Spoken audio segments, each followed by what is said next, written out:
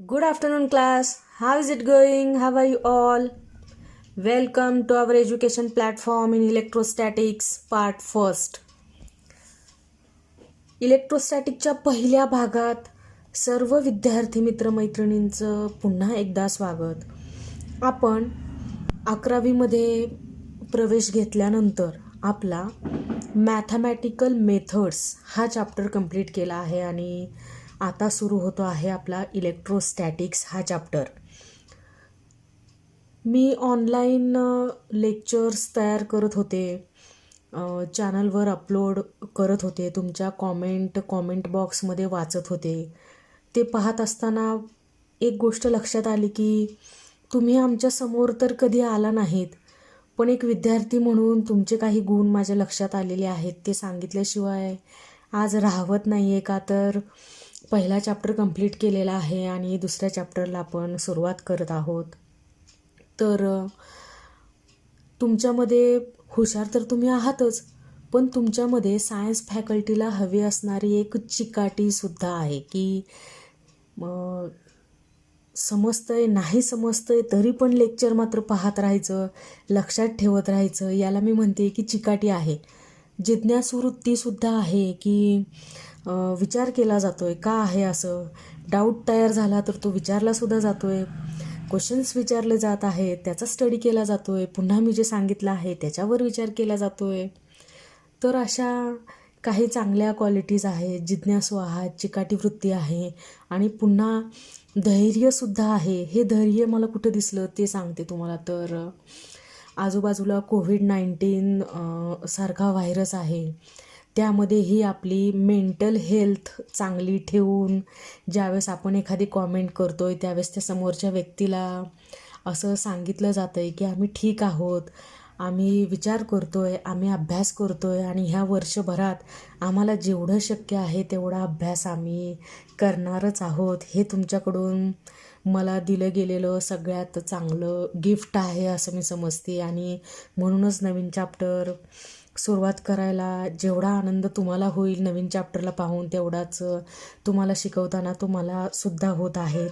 जरी मी तुम्हाला पाहिलेलं नाही, जरी तुम्ही समोर नाही आलात, तरी तुम्ही जसा अभ्यास करत आहात, तुम्ही जसं माझ्याकडं ते पोहोचवत आहात, तसं मला तुमच्यामध्ये असलेल्या ज्या क्वालिटीज आहेत त्या दिसून आलेल्या आहेत. आणि एक विद्यार्थी म्हणून खरंच मला तुमचा खूप अभिमान वाटतो.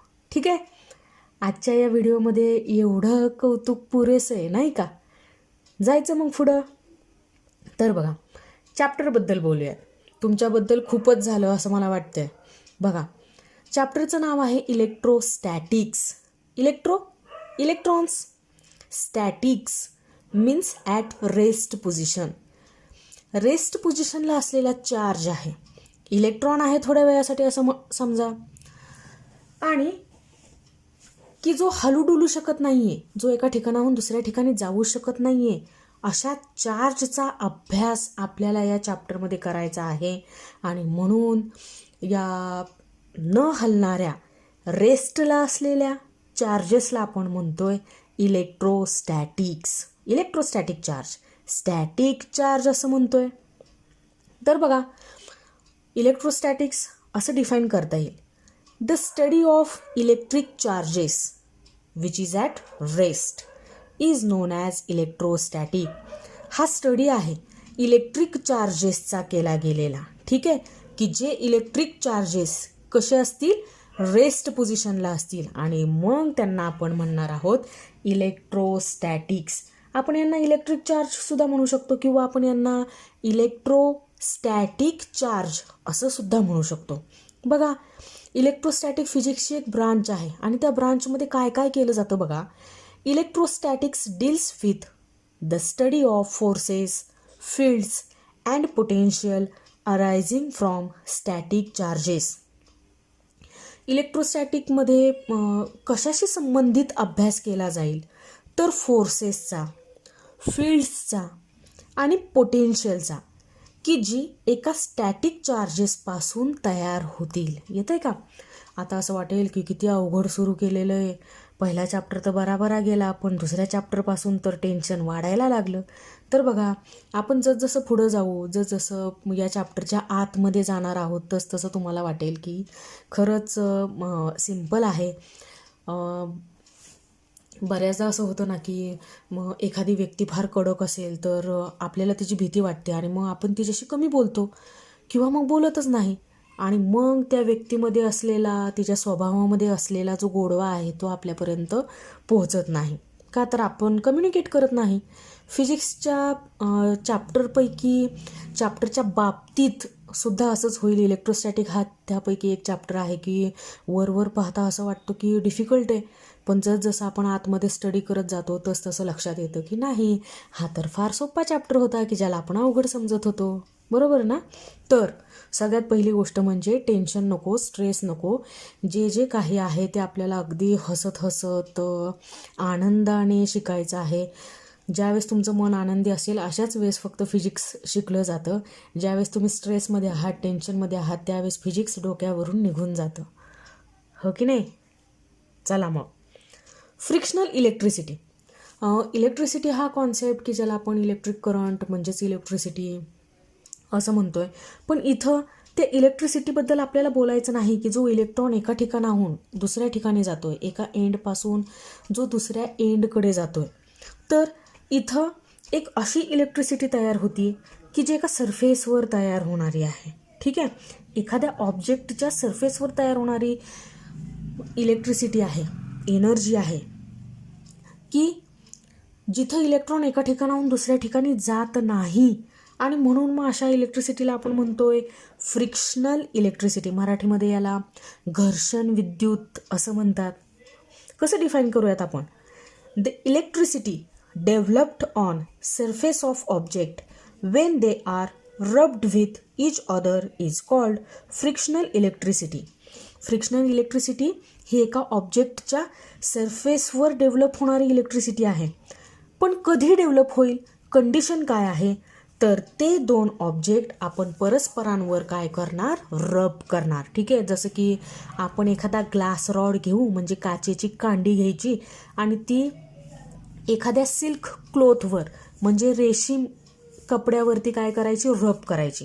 आणि मग ह्या रबिंगमुळं काय होणार आहे? तर फ्रिक्शनल इलेक्ट्रिसिटी तयार होणार आहे. कुठं? तर ग्लास रॉडच्या आणि सिल्क क्लोथच्या सरफेसवर. ठीक आहे?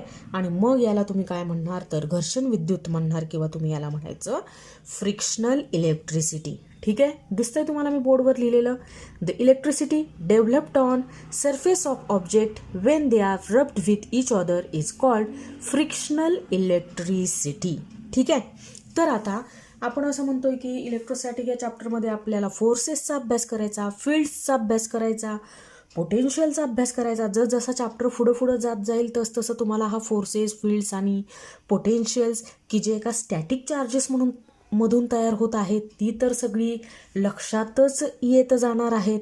पण मग आता आपण बघूयात की इलेक्ट्रिक चार्ज आणि ह्या इलेक्ट्रिक चार्जमुळं तयार होणारे फोर्सेस की ज्याला आपण इलेक्ट्रोस्टॅटिक फोर्सेस असं सुद्धा म्हणतोय. ठीक आहे?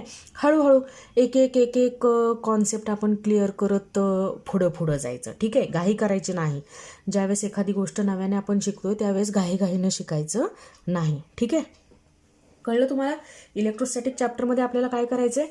असे इलेक्ट्रिक चार्जेस आपल्याला स्टडी करायचे आहेत की ज्यांची मूव्हमेंट होत नाहीत, जे एका ठिकाणाहून दुसऱ्या ठिकाणी जात नाहीत.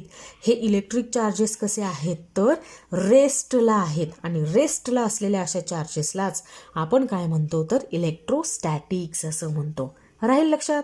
ठीक आहे, जाऊयात पुढं. इलेक्ट्रिक चार्ज कशाला म्हणायचं आहे त्यापासून सुरुवात करूयात. म्हणजे मग आपण असं प्रवृत्त होऊ की हा चॅप्टर सोपा आहे असा आपण विचार करायला लागूयात. ठीक आहे? मग बघा आता, electric charge, the property of A proton or an electron which gives rise to electrostatic force between them is called electric charge. He property आहे कोणामध्ये असलेली?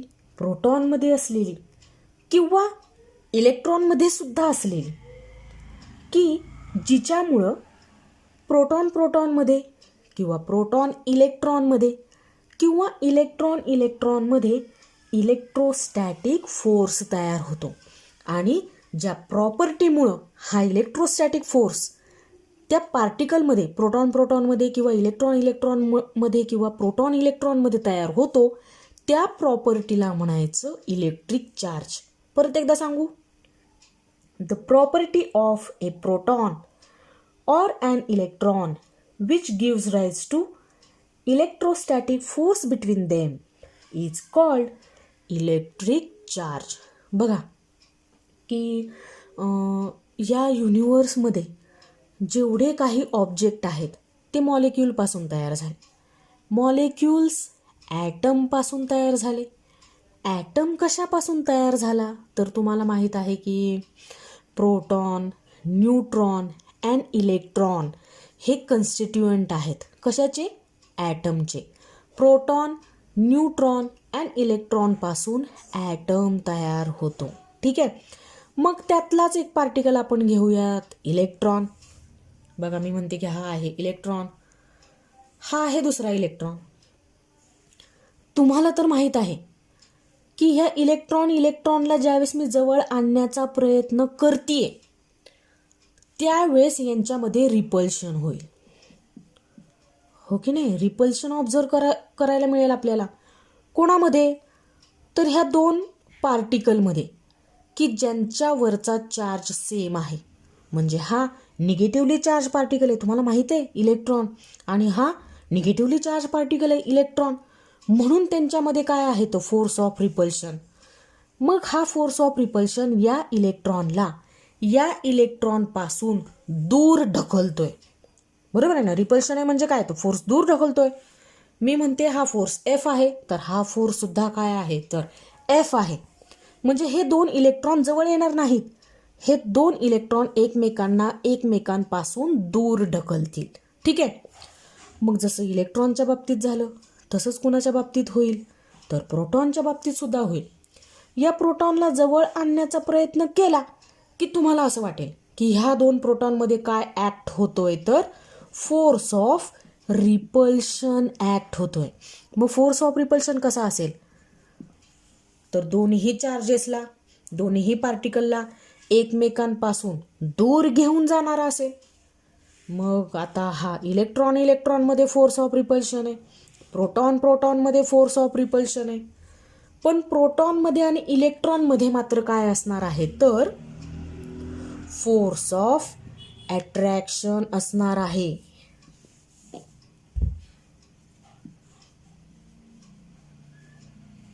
फोर्स ऑफ अट्रॅक्शन एक्झर्ट होईल.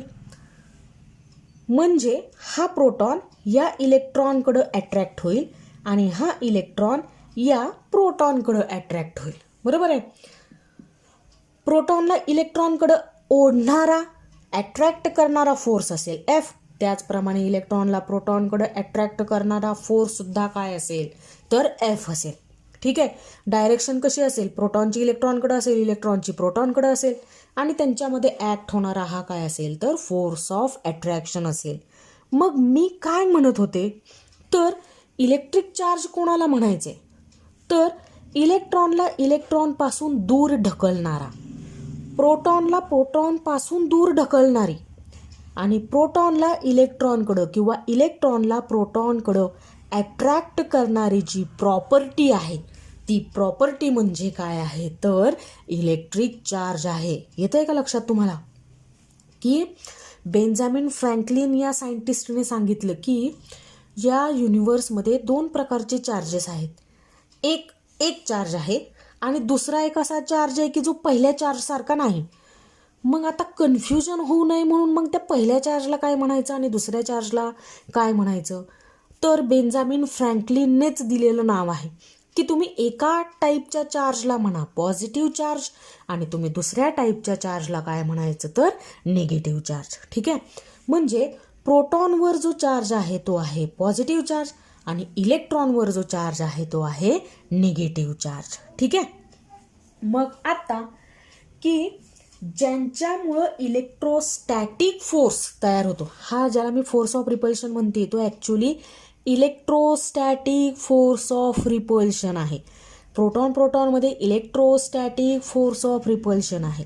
इथं प्रोटॉनमध्ये आणि इलेक्ट्रॉनमध्ये इलेक्ट्रोस्टॅटिक फोर्स ऑफ अट्रॅक्शन आहे. ठीक आहे.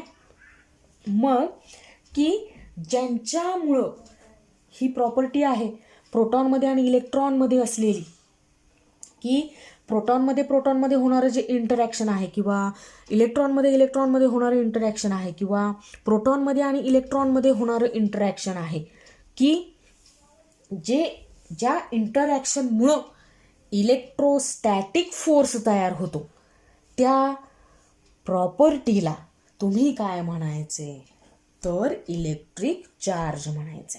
ठीक आहे.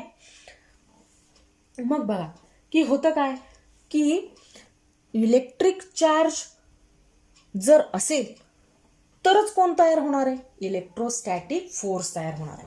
जर चार्जच नसेल तर इलेक्ट्रोस्टॅटिक फोर्स काही तयार होणार नाही.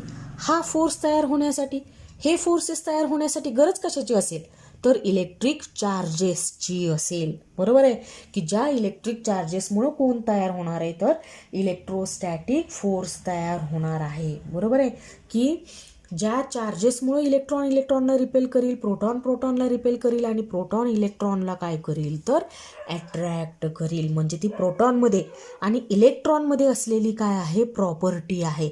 प्रोटॉनमध्ये होणारं, इलेक्ट्रॉनमध्ये होणारं आणि प्रोटॉन इलेक्ट्रॉनमध्ये होणारं इंटरॅक्शन आहे की ज्याला तुम्ही काय म्हणत आहात इलेक्ट्रिक चार्ज असं म्हणत आहात. ठीक आहे. ठेवताल एवढं लक्षात. चार्ज ऑन प्रोटॉन, प्रोटॉनवरचा चार्ज मी कसा लिहील, चार्ज ऑन प्रोटॉन. बघा charge on proton 1.6 multiplied by 10⁻⁻19 coulomb. Charge calibrate करण्यासाठी जे SI युनिट वापरलं जातं की ज्याला कॅपिटल C या लेटरने रिप्रेझेंट केलं जातं त्याला आपण म्हणतो कूलम. ठीक आहे. आणि चार्ज ऑन प्रोटॉन काय असतो 1.6 मल्टिप्लाइड बाय 10⁻⁻19 कूलम. तसंच इलेक्ट्रॉनवरचा चार्ज लिहायचा झाला तर charge on electron is equal to 1.6 multiplied by 10⁻⁻19 coulomb.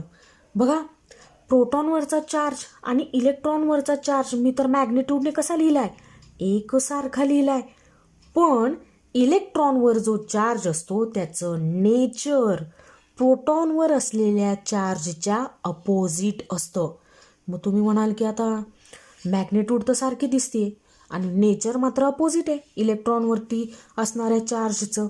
मग हे नेचर मी लिहू कसं तर बघा मला इथं निगेटिव्ह साईन देऊन की जे मी म्हणते की इलेक्ट्रॉनवर असलेल्या चार्जचं नेचर अपोजिट आहे ते रिप्रेझेंट करता येतं. Charge on electron is equal to -1.6 multiplied by 10⁻⁻19 coulomb. ठीक आहे. राहील लक्षात.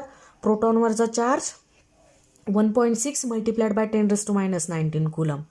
इलेक्ट्रॉनवर असलेला चार्ज -1.6 मल्टिप्लाइड बाय 10⁻⁻19 कूलम. चार्जचं SI युनिट काय कूलम. आणि इलेक्ट्रॉनवर असलेला चार्ज आपण कशाने रिप्रेझेंट करतोय नेचरने अपोजिट आहे म्हणून इथं आपण देतोय negative sign. Negative sign represent करेल इलेक्ट्रॉनवर असलेल्या चार्जचं अपोजिट नेचर.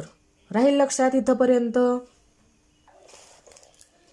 प्रोटॉनवर आणि इलेक्ट्रॉनवर असलेला हा जो चार्ज आहे 1.6 मल्टिप्लाइड बाय 10⁻⁻19 कूलम हा डिनोट केला जातो E या लेटरने. 1.6 मल्टिप्लाइड बाय 10⁻⁻19 कूलम हा रिप्रेझेंट केला जाईल किंवा डिनोट केला जाईल स्मॉल E या लेटरने. आणि E ला म्हणायचं इलेमेंटरी चार्ज.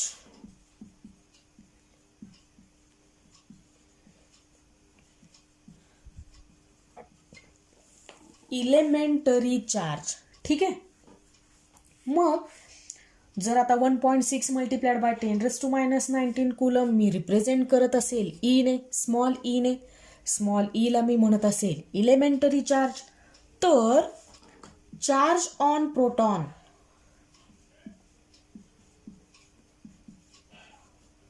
मी कसा बरं रिप्रेझेंट करेल, तर प्लस ई ने.